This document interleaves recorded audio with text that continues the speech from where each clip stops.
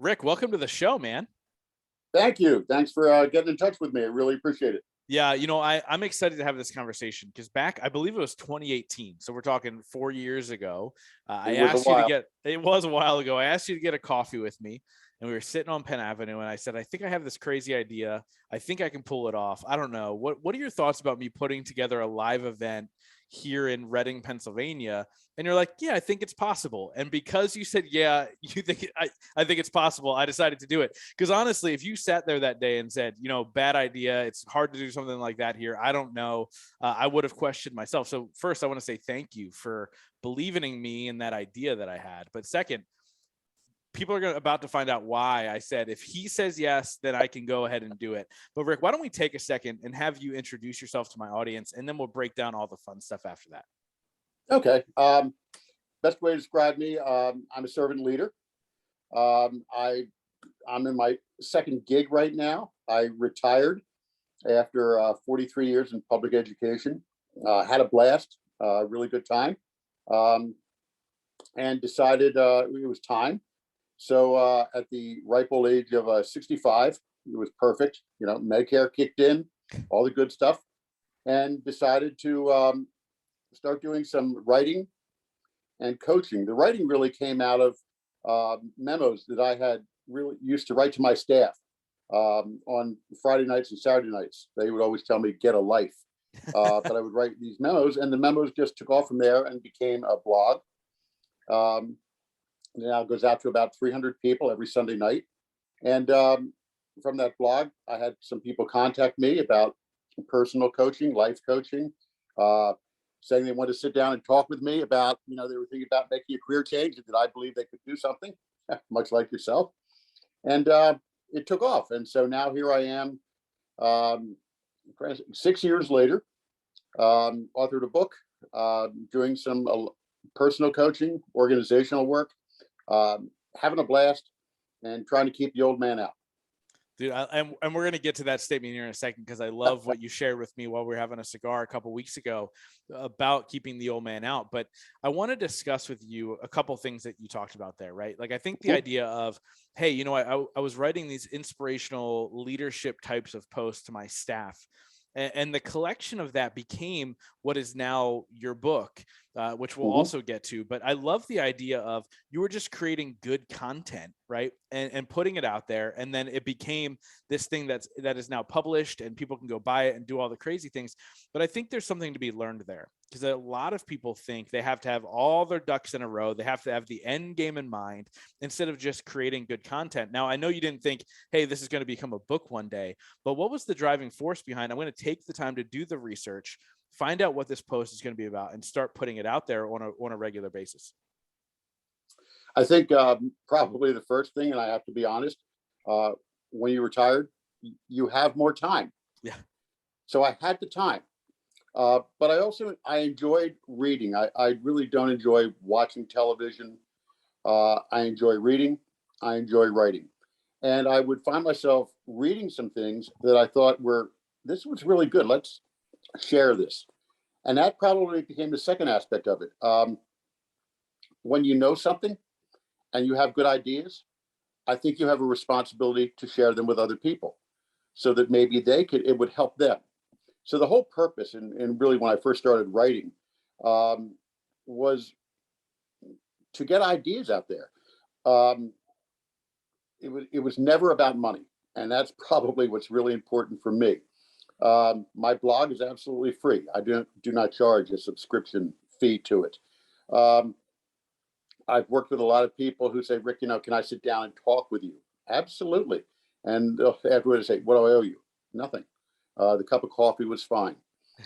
So it became an opportunity to share ideas. And that's what really, to be honest with you, that's what makes it fun. And as long as it's fun, I want to keep doing it. Yeah. So, it kind of took off. The book per se, that was really because a publisher in Chicago, a woman named Melissa Wilson with Net World Publishing, read my blog and called me and said, you have a book. You have all these great ideas. Let's put it out there. And so it's kind of how it happened. But the whole idea was really, I was having fun. I wanted to share my ideas with other people. And so it's what I do. And I think now I've written at this point almost 300 blogs. Wow. Which is unbelievable. And that's just weekly, or is there some weeks that you do multiple? There were during the middle of COVID, I did a daily blog, which was simply few ideas on developing resilience, Mm. taking off of some of the work by Angela Duckworth on grit, and putting some resilience ideas out there. But for the most part, it's a blog that comes out every Sunday evening, and it's a blog that it's based on something that happens during the week. Uh, Somebody might say something to me, something might happen in my life, and I take off from that idea. You have a passage in your book. Is it called a passage? You have a story in your book A talking story. about a story in the book talking about how you're on the back nine of your life. And so, Yep. fun fact, I came to your book reading and launch that you had at the local library here, and you read that that story. Why do I keep calling it a passage? You read that story, and I actually came home that night and I read it to my girlfriend, and I actually got a little emotional because it really had me start thinking about how life is finite. And Mhm. and I think that I'm still on the front nine. I hope that I am. You But are. when we think about that thing, like, very quickly, I think it was a line of like, I didn't realize I was on the back nine, like it snuck up on Hmm. me. And when I think about that stuff, like, it's really mind blowing to me. Like, wow, you can now look back and reflect on everything you've learned. The reason I'm even bringing this up is because earlier you mentioned, uh, I feel like when you know something, it's your I forget what word you use, but it's your job then to pass it on. Now, is that the Hmm. educator in you, or is that something that you learned at a young age? Where did that idea come from for you? For me, it came from the idea of being a servant leader. Um, the concept that we're here to serve other people. Um, from people in sales will remember from a guy named Zig Ziglar, where his comment was, if you help others get everything they want out of life, you'll get everything you want out of life. Hmm. It comes from my faith, where the concept is, do for others. So it's really the whole concept of servitude. Um, and then we take that actually to, we could take that to the workplace today, with the whole concept of servant leadership. We serve our clients, we serve our customers, we serve our employees, we serve our communities. So it's really the whole concept of service. Yeah. And I love that term, servant leadership, because I think it's something that I've at least attempted to be without realizing that there was a phrase for it my whole life. Mhm. When we were talking a couple of weeks ago, I talked about how I want to give more than I receive. And it's always kind of been my thought process. Now, I also know, and I've realized throughout life, that the more I give, the more I receive. And it's just a byproduct of that. So let's talk a little bit about some examples of servant leadership that you've seen now, because I know you've done some corporate consulting and all these other things, in your second career. Talk a little bit about servant leadership and how somebody can really kind of shift their mindset to say, or first of all, figure out if they're being a servant leader. And second, if they're not, how do they begin to? I think one of the key ideas for servant leadership, at least in my eyes, is the concept of empathy. Okay, taking a look at things from an empathetic perspective. Okay, um, whether that be in the workplace, and I'm working with my employees, constantly thinking, how does the world, how do they perceive the world? How are they looking at things? What can I do to help them? Um, do I create an environment where at any point in time a person knows that they can come to me? Um, One of my models is a local person who you know real well, and I think if I'm talking servant leadership, the guy who comes to mind immediately is Craig Poole, Mm. and his idea, uh, I will lead, okay, by following you. I will always be behind you. And Craig's idea, of course, just doing everything he can for those who work for him, because he views them as family. And that was probably one of the other things.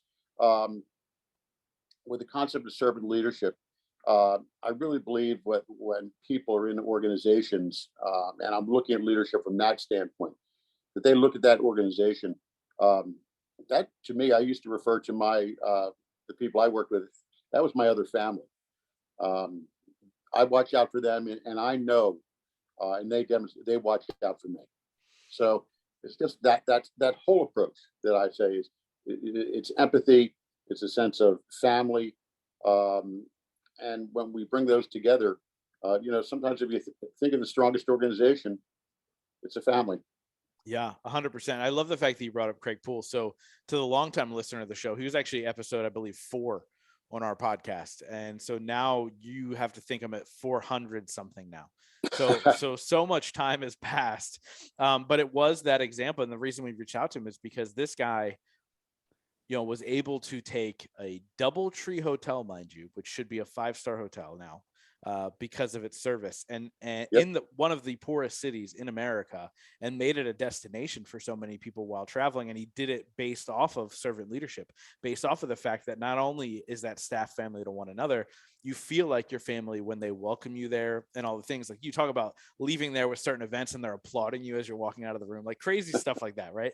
And I think sometimes thinking outside of the box to do something that is so cookie cutter year after year, to think outside of the box and do something differently. I want to talk a little bit about that. Really, sorry, go ahead. You were going to say something. I wanted to, when you said I was I remember specifically when we talk about Craig and that whole idea, and to really think of a way I could help people to visualize servant leadership. Okay, it was after the Karen dinner at the DoubleTree, which is normally a huge event, almost 1,000 people, Mm-hmm. and everybody's left. And I was talking with somebody, so I'm one of the last people to come out, and Craig is walking out with his dining room manager, and of course, as he always has, he has the whole staff the whole way down applauding everybody as they leave. And I hang back a little bit, and Craig and his dining room manager get to the door, and the staff is lined up and they're applauding him. I watched Craig and his dining room manager go down on their knees and bow to the staff and say, "We could not have done this without you." Wow. And I said, wow. I mean, there's the best example I can think of servant leadership. Yeah, the fact that you'd put yourself in that position, and you talk about being in education for was it 45 years, 42 years, 43. 43 years. And, talking about that, you were in a position of leadership, right? You were a superintendent for a lot of the time there. Assistant superintendent. Assistant Yep. superintendent. So you were there in a very much a leadership role. When did you begin to perform servant leadership? Was it natural to you, or was it something you learned and then shifted? What was that whole process like for you? I think it was probably soon after I became a principal, which for me was relatively earlier. I went to Governor Mifflin as the assistant high school principal at that ripe old age of 28, and was named principal of the middle school I'm trying to think, about 30. And it was a blast. At that point in time, I was having so much fun. But one of the things that I thought was important to do was to talk about the idea, even then, of servant leadership. So we had clubs in the middle of the day, and kids could, get in different clubs. And I created a club which I somewhat got a following, and it was called the Positive Thinking Group, Positive Thinking Club. And we used Zig Ziglar's work, his book, See You at the Top, as a basis. And the whole idea that we said was, we're here to become the best people we can and to serve other people. We use that Ziglarism I talked about. If you help others get everything they want, you'll get it as well. We changed our greetings. When I told the kids as a principal, when they saw me in the hallway and when I saw them, instead of saying the common question we get every day, "How are you doing?" They had to respond to me. "I'm super good and getting better." And I would respond the same way to them. "Do you know, to this day," now, if you think about it, I was 30 then, I'm 70 now, 40 years later, I will come across some of those students and they will come up to me and they will say, "Hey, Mr. Wolf, how you doing?" "Super good and getting better." And we talk about serving other people. So it started way back when, and continued from that point forward.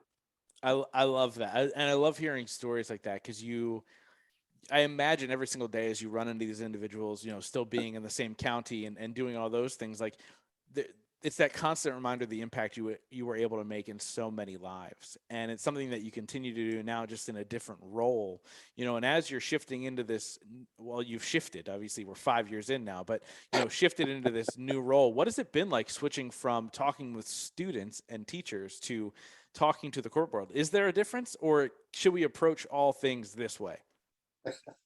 Um, no, there's not it's there's not a difference. No, you're dealing with people. It's funny. I recall doing a workshop for a corporate group of about 15, and I was in New York City, and I was trying to get them going. And I said at one point, because I was looking around the table, and it was almost like I was back in a classroom in a high school or a junior high school, because I wanted to say, Justin, please put your phone down and pay attention to what we're doing here. Yeah. So from when you're working with a group and you're teaching, it's I think in some cases it's probably the toughest group to work with are the kindergartners, not the adults. But it really comes down to how do you engage them. And if you get, once you have them engaged, it's whether you're working with junior high, high school, or adult populations. If they're engaged, a lot's going to happen. A lot of good things will happen. So That it's a little different, but it's still fun. No, but that's a great lesson for people to hear. Like, if you can engage your audience, you're going to be able to work with them in any way, shape, or form, right? I believe that this podcast took off because we were able to engage the audience in a different way than other podcasts have, right? We have Right. different types of conversations. And so that audience goes, oh, wow, I want more of this. Now imagine any relationship you have in your life, whether it's a business relationship, students to teachers, or parents to children, if you can engage them, and then all of a sudden it's a different conversation, which I absolutely love that you shared that. Now, one thing you mentioned, that these blogs that you write weekly, it's something that you ran across during that week or something you learned that week. And I want to say that a lot of that is because you're very mindful and you're very present and you stay in the Mm-hmm. moment. Where did that skill come from? Was that learned in the back nine? Was that learned in the front nine? Or was it something innate for you? Because I think a lot of people have a hard time, like you said, please get off your phone. People have a hard time staying present. So what was that like for you? I think it was. I think the best way to say it was experienced on the front nine, and a name was put to it on the back nine. Mm. It became. I would do that. I would, as I look back, I can remember times saying, you know what, and it's just looking back years, you know, yeah, I was. I remember being very, very present in that situation. I remember certain things, um, but I think probably as I've gotten older, or maybe I like to say, um, as the years have gone by, as I've gained experience, those experiences let me look at things a lot differently than when I was younger. So that's what I call the advantage of the back nine. Um, I'm still playing the same course, but now instead of playing the course, I'm managing the course. Mm. I know it. Yeah. No, I love that. And so, talking about getting older, you had mentioned earlier keeping the old man out. And I want to Yep. talk a little bit about that because I loved when you shared that with me a couple weeks ago, because I was like, wow, that's so inspiring, because it came from Clint Eastwood, who we all know. I mean, he's getting up there. He's got to be close to 100 at 88. this point. I thought he was in his 90s. I think. Well, maybe you know what? He may have just turned 90 when he started. I still remember when he started producing The Mule. He was 88. It was on his birthday. Yeah, tell us that story and then how you really brought that into your own life. He was interviewed. It was his birthday, um, and he was being interviewed about it. And he was asked during the interview, so you're getting up there. What are you going to be doing? You're 88 now. So what are your plans? And he turned to the guy and he said, "Well, tomorrow I'm starting a new movie." I guess, well, what? You're 88.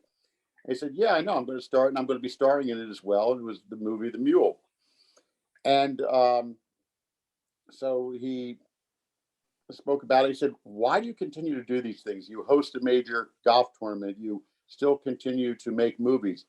And his comment was, "I want to keep the old man out." Mm. And so from that, I'm trying to remember the writer. It'll come to me. It's not Kenny Chesney. It's on the tip of my tongue, but I can't come up with the name. But he heard that, and basically he wrote the song, "Keeping the Old Man Out," and he sent it to Eastwood and said, from the interview, I wrote this song, and they actually put it into the movie. Wow. So, and that's I played with that as, let that kind of become a motto for me. Um, I don't hesitate to tell people I'm 70 years old. But I jokingly say I suffer from the Peter Pan syndrome. I don't want to grow up and I don't want to get old. Um, so I try and keep my thoughts young. I read as much as I can. I think that helps. Um, I try and maintain relationships with people older than me, and young people like yourself. You're still so young, uh, I like and hearing that. That's for sure. Some days I and don't feel like it. and taking care of myself. I'm in the gym every day. So putting all that together and try and keep this mind working, and keeping the old man out. Yeah, you talk about, oh, I'm so young. As you know, right now I'm doing a 75 hard challenge, so I'm doing 2 45-minute workouts a day. Yep, I Last know this you is talking about that. I'm this proud of you. that this is not a joke. I woke up last night and just had this extreme, like, throbbing knee pain under my left knee, and it kept me up for a good 45 minutes because I'm like, oh, come on, just because I'm, beating up my body at this point. But, this old man out story about you going to the gym every single day, I loved the fact that you took action on it. You went in, you got a personal trainer. Tell that Mhm. story because I was inspired by how she called you out on it, which I loved. She, her name's Allie, and I started working with her about uh, 2 years ago.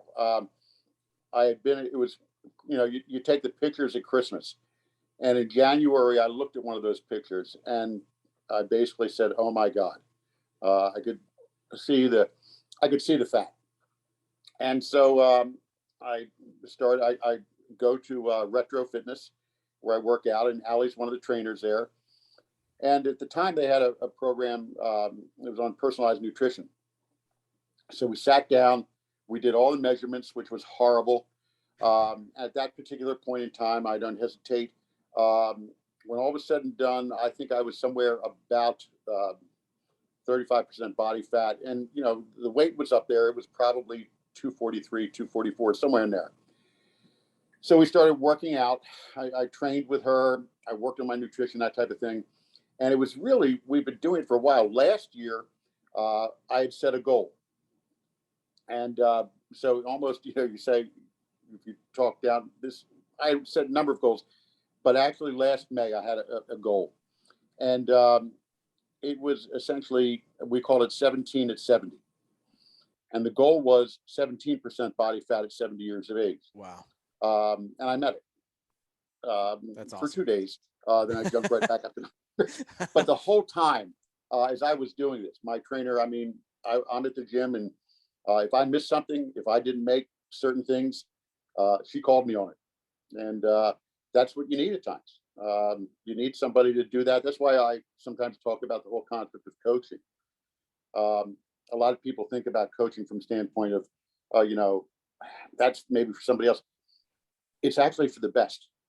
If you think about it, what would you say if you heard that some of these young men and women who are going to the Olympics suddenly said, "Well, I don't need a coach Yeah. because I've made it. Look at me." The very best have coaches. They get there because they've been coached. So and I have a coach. I have a physical coach, and I have a coach I work with for up here. I love it.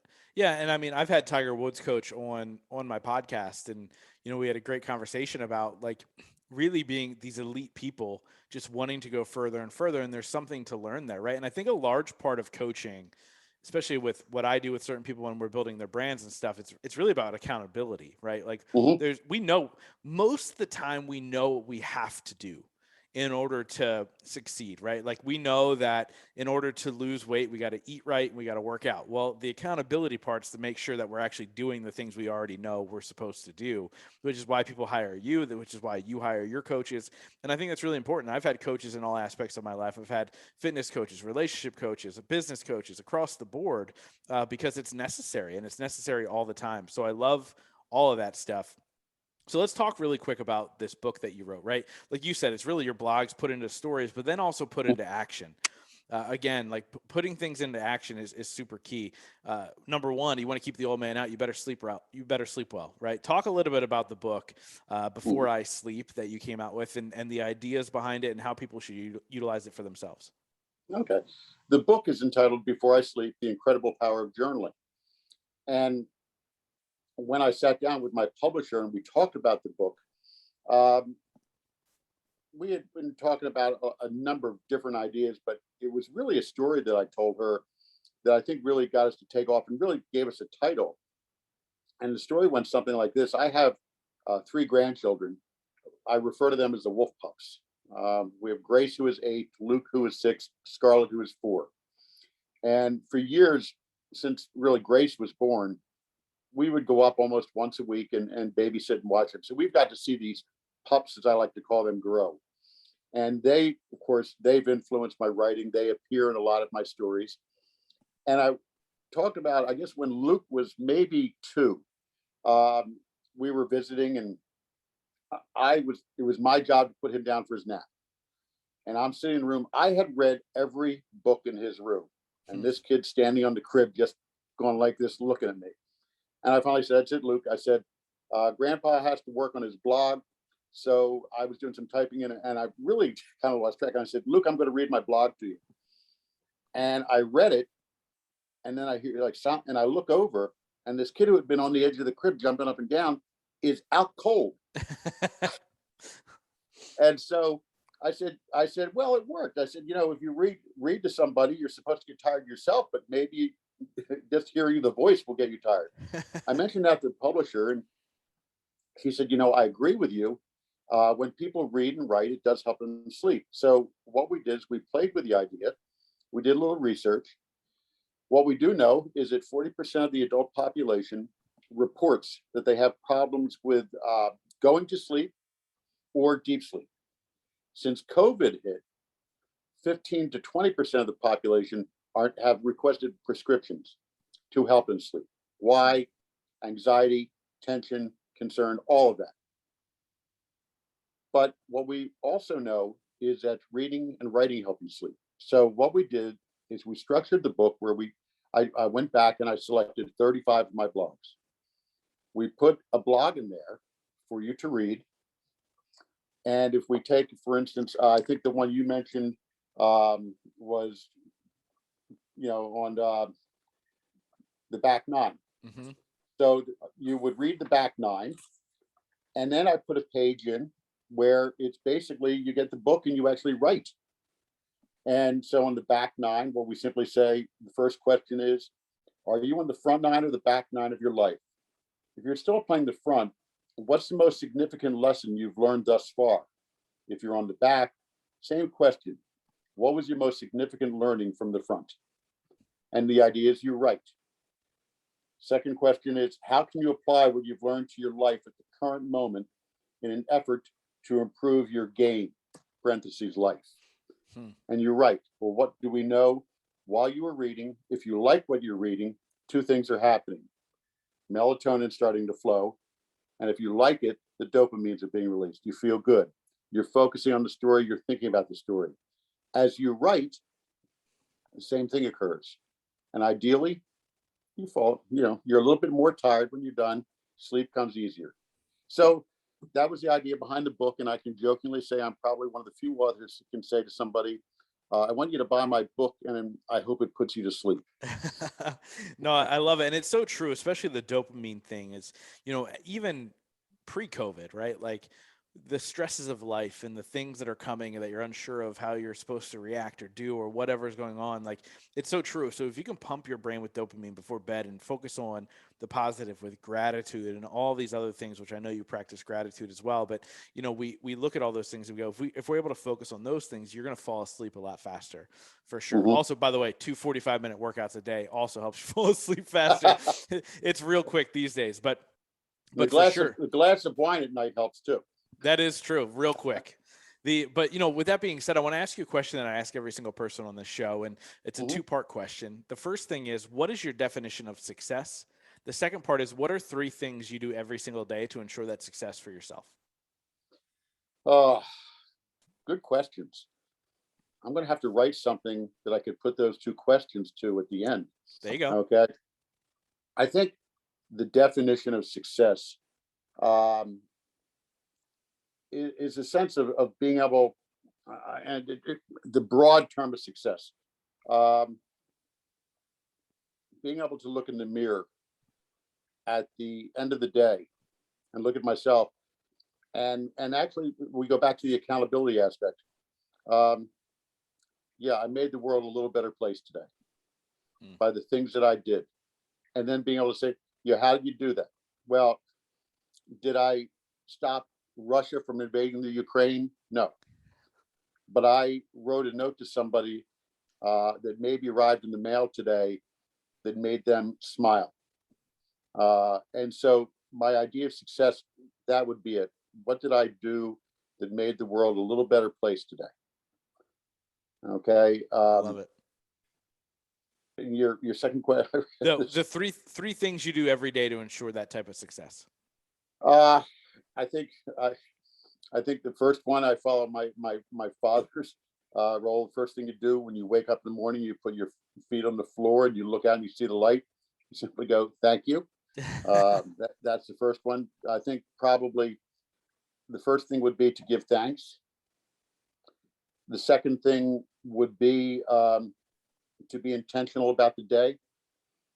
And intentional, again, at my point, go back to what I just said earlier. What am I going to do today to make the world a little better place? I have this little thing right here on my desk that I have to look at. You've seen this. Oh yeah. What good shall I do Okay. this day? What good shall I do this day? And then the third thing becomes that accountability, knowing at the end of the day, I'm going to have to be able to say, what did you do? So that says to me, that's okay. I mean, they're simple ideas. If somebody says, well, you didn't say going to the gym today. Well, yeah, if I didn't go to the gym, I'm going to probably feel guilty about it. But ultimately, from success, if I can answer that question, what did I do today to make the world a little better place? It's been a good day. It's been a I love it. successful day. I love it. So I wrap up every single interview with the same question, but before I get there, how do people get a hold of you? How do they get the book? What's all the good information? The book is on Amazon. Before I sleep, The Incredible Power of Journaling. They can go to Amazon and look up the title, or go to Amazon and look up Rick Wolf. If they find a lot of Rick Wolfs, they go to the title, Before I Sleep. From a web standpoint, the web page is embracethechallenge.org. If they want to read everything that I've written, it's embracethechallenge.org/blog. Everything I've written is right out there. And that's probably the best way to get a hold of me. Email is simply rickwolf@embracethechallenge.org. Awesome. Rick, thank you so much for coming on Yeah. and sharing your wisdom with my audience. But more importantly, thank you so much for living a life of servant leadership, and making an impact in the world, beginning at such a young age and being able to move forward and continue to do that every single day, man. So thank you so much. Thank you. Look forward to seeing you soon.